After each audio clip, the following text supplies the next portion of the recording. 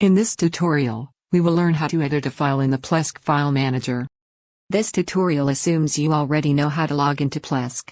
If you don't know, watch another tutorial how to log into Plesk. In the left sidebar of your Plesk account, click on the Files option.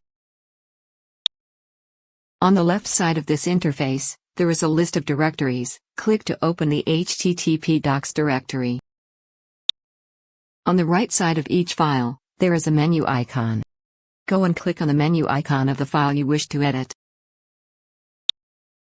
There are different editors available. Click to select any suitable editor. For instance, click on Edit in HTML Editor.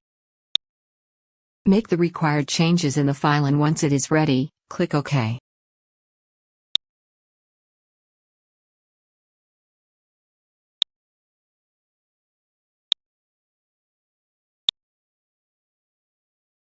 Now you know how to edit a file in the file manager.